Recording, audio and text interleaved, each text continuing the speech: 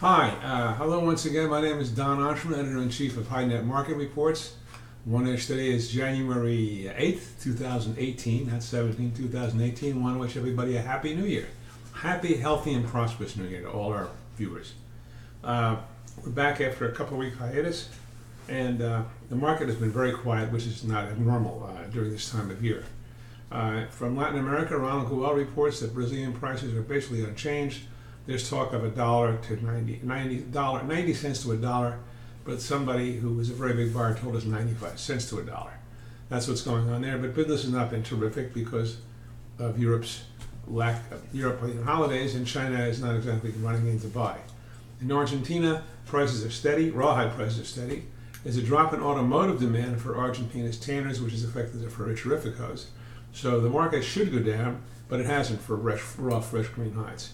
In Colombia, we have a report on January through November slaughter of 2017, and Dominican Republic livestock industry is going to increase their production for exports, so they say. And in Mexico, leather footwear sectors stand out in Guanajuato's foreign trade. Paraguay estimates of livestock grew 8% in 2018, and Uruguay, the 2017 was the highest slaughter ever.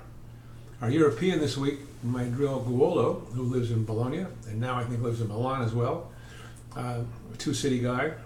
Raw stock prices for the first week coming back were barely steady, a little downward pressure on some things like European cows, UK and EU cows, which ease slightly.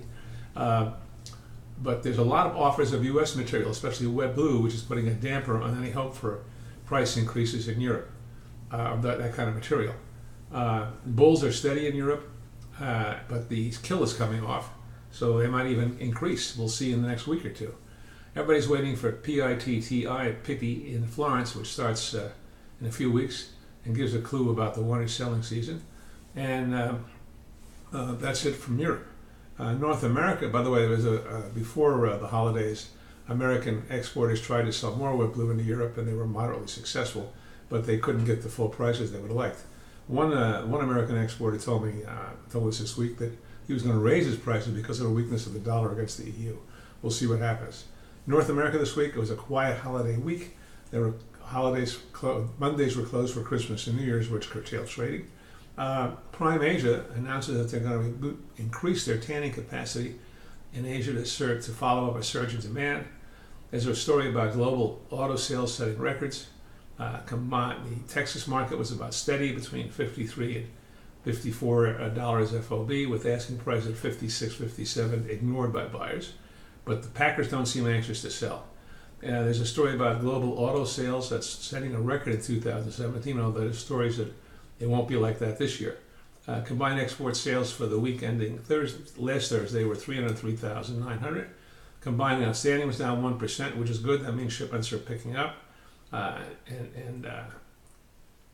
Doesn't mean that combined shipments are flat. That doesn't mean they're picking up. The combined outstanding was down 1%, which does mean that shipments are picking up. Slaughter exceeded sales and shipments again, and shipments were above slaughter by a little bit. Basically speaking, we're still producing more hides than we're selling in America and than we're shipping. Our forecast, you have to come to HideNet.com to see what it says, but we are right 89% of the time. Pretty good. So if you take what you know plus what we've said, let me tell you why we're right 89% of the time.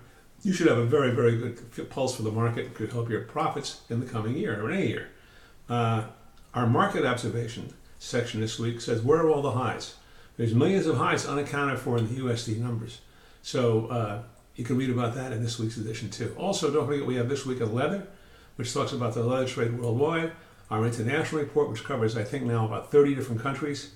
And our Insta-Trade. So check us out, HideNet.com. If you don't, you're going to miss a chance to make some extra money.